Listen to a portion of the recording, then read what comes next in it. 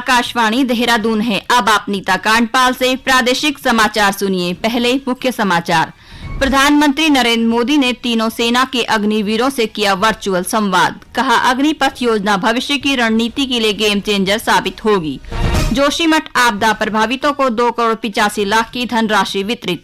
पशुओं की सुरक्षा के लिए प्रशासन तैयार कर रहा प्री फैब्रिकेटेड काऊ शेड। मुख्यमंत्री पुष्कर सिंह धामी ने कहा कि प्रदेश सरकार देश का सबसे सख्त नकल विरोधी कानून बनाने जा रही है।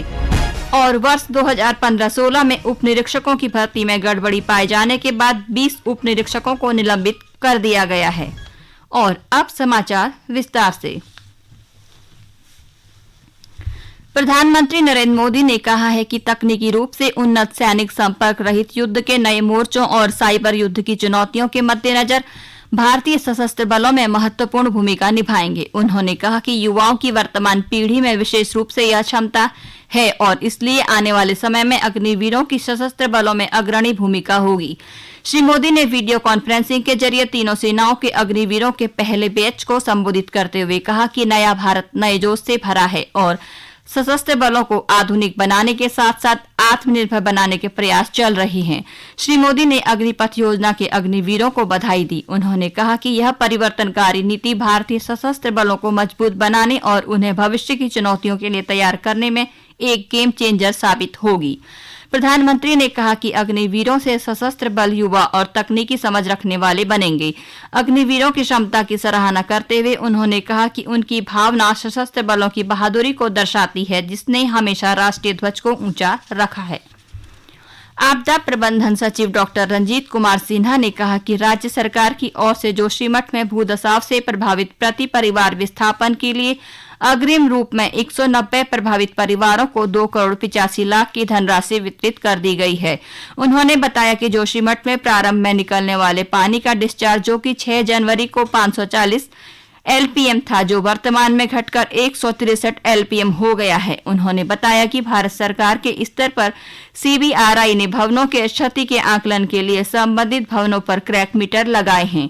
अभी तक 400 घरों की क्षति का आकलन किया जा चुका है। इस बीच वाडिया संस्थान ने 3 भूकंपीय स्टेशन लगाए हैं, जिनसे आंकड़े भी प्राप्त किए जा रहे हैं। NGIR की ओर से हाइड्रोलॉजिकल सर्वेक्षण का कार्य किया जा रहा है और CBRI, IIT Roorkee, Wadia institute, GSI, IIRS भी जोशीमठ में कार्य कर रही है। उन्होंने बताया कि अस्थायी रूप से चिन्हित राहत शिविरों में 615 कक्ष हैं, जिनकी क्षमता 2,190 लोगों की है। उन्होंने बताया कि प्रभावितों को वितरित राहत राशि के तहत प्रति परिवार 5,000 रुपए की दर से घरेलू राहत सामग्री के लिए अभी तक कुल 3,65,00,000 रुपए राहत के तौर पर वितरित कर दिए गए हैं। आपदा प्रबंधन सचिव ने बताया कि अभी तक 849 भवनों में दरारें दृष्टिगत हुई हैं और सर्वेक्षण का कार्य जारी है। उन्होंने बताया कि 165 भवन असुरक्षित क्षेत्र में स्थित हैं। 237 परिवार सुरक्षा के दृष्टिगत अस्थायी रूप से विस्थापित किए गए हैं। विस्थापित परिवारों के सदस्यों की संख्या 800 है। चमोली जिला प्रशासन जोशीमठ भूदसाव क्षेत्र के सुनील व मारवाड़ी वार्ड में पशुओं की सुरक्षा के लिए प्री फैब्रिकेटेड काऊ शेड तैयार कर रहा है। पशुपालन सचिव डॉक्टर BBRC पुरुषोत्तम ने पशुओं के लिए बनाए जा रहे काऊ शेड का निरीक्षण किया। उन्होंने काऊ शेड जल्द से जल्द तैयार कर पशुओं को शिफ्ट करने के निर्देश दिए। उन्होंने बताया कि राज्य सरकार पशुपालकों को आपदा मोचन निधि के तहत बड़े पशुओं के चारे के लिए 80 रुपए प्रति पशु प्रतिदिन और छोटे पशुओं के चारे के लिए 45 रुपए प्रति पशु प्रतिदिन की सहायता राशि देगी। इस दौरान श्री पुरुषोत्तम ने जोशीमठ नगर क्षेत्र में भूदसाव के कारण प्रभावित विभिन्न विभागीय भवन और परिसंपत्तियों का स्थलीय निरीक्षण कर अधिकारियों को आवश्यक दिशा निर्देश दिए। चमोली के प्रभारी मंत्री डॉक्टर धन सिंह रावत ने भूस्खलन प्रभावित क्षेत्र हल्दा पानी का निरीक्षण किया और प्रभावित लोगों से मिले। उन्होंने कहा कि सरकार प्रभावितों के साथ खड़ी है और भूस्खलन क्षेत्र के ट्रीटमेंट के लिए सरकार ने धनराशि जारी कर दी है और जल्द ही कार्य शुरू कराया जा रहा है। प्रभारी मंत्री ने कर्णप्रयाग भूस्खलन प्रभावित क्षेत्रों का निरीक्षण किया और प्रभावितों को हर संभव मदद का भरोसा दिया। राज्यपाल गुरमीत सिंह ने देहरादून में Wadia institute of Himalayan geology के निदेशक डॉक्टर कलाचंद साई से शिष्टाचार मुलाकात की। इस मौके पर राज्यपाल ने जोशीमठ भूदसाव के परिप्रेक्ष्य में किए जा रहे संस्थान के अध्ययन और प्रयासों की जानकारी प्राप्त की। वित्त मंत्री प्रेमचंद्र अग्रवाल ने बिल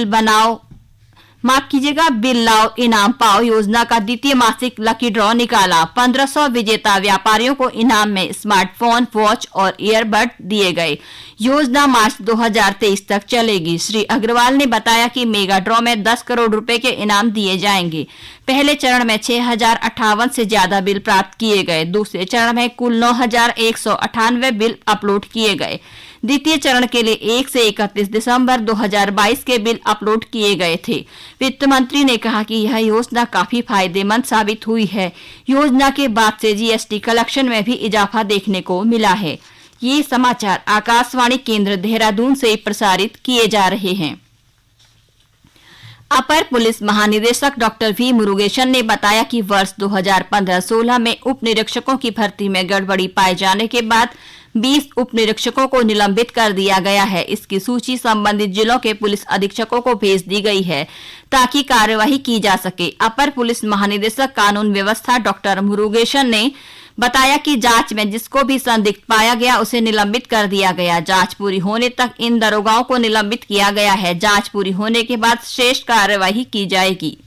विजिलेंस ने अपनी इन्वेस्टिगेशन आगे बढ़ रही है। विजिलेंस की तरफ से जिसमें भी इन्वेस्टिगेशन में जिसको भी अपना संदिग्ध पाया जा रहा है, करीब 20 लोग हैं। उनको प्रमा फेसिया इन्वेस्टिगेशन में जो आने का तथ्य तो रखते हुए डीजी साहब ने ये निर्देश दिए हुए कि इनको इन्वेस्टिगेशन कंप्लीट होने तक निलंबित किया जाए। कृषि मंत्री गणेश जोशी ने देहरादून स्थित सैलाकुई ग्रोथ सेंटर में उत्तराखंड रेशम फेडरेशन के प्रथम उच्च तकनीकी युक्त इलेक्ट्रॉनिक जैकार्ड पावरलूम इकाई का उद्घाटन किया।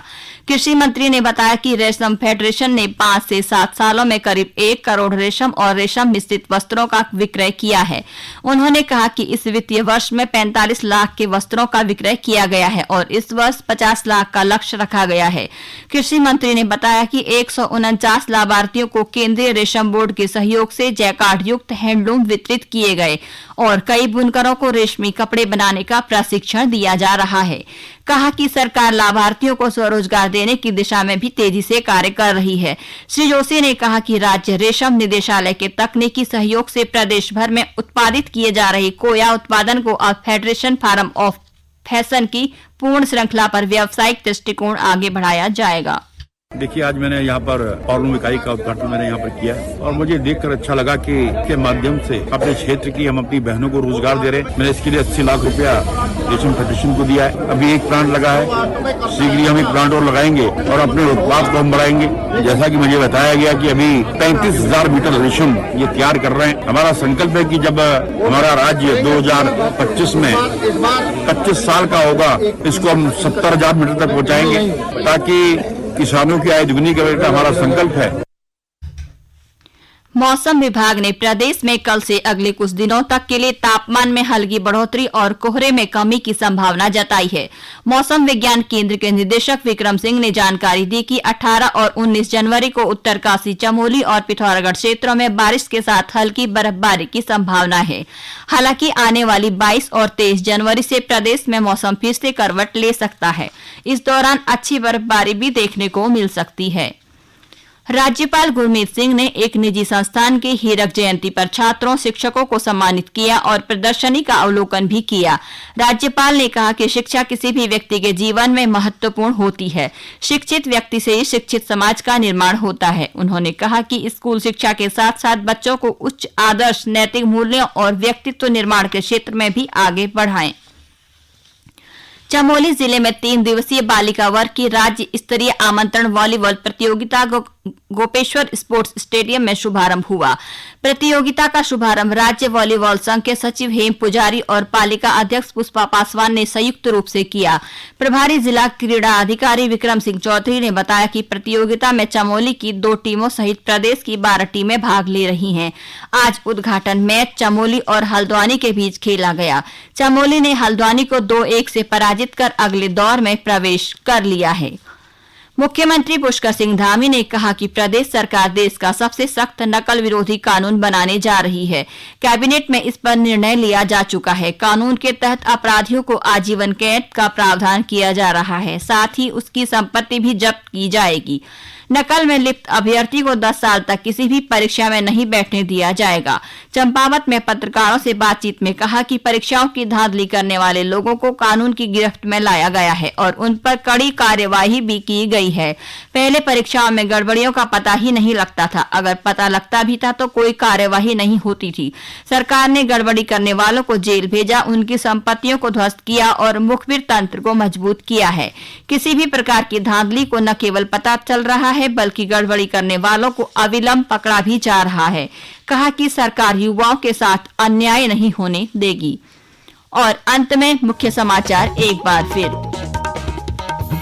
प्रधानमंत्री नरेंद्र मोदी ने तीनों सेना के अग्निवीरों से किया वर्चुअल संवाद। कहा, अग्निपथ योजना भविष्य की रणनीति के लिए गेम चेंजर साबित होगी। जोशीमठ आपदा प्रभावितों को 2,85,00,000 की धनराशि वितरित। पशुओं की सुरक्षा के लिए प्रशासन तैयार कर रहा है प्री फैब्रिकेटेड काऊ शेड।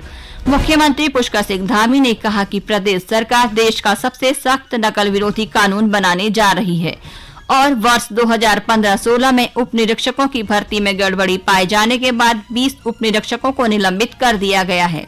इसी के साथ प्रादेशिक समाचार समाप्त हुए। नमस्कार।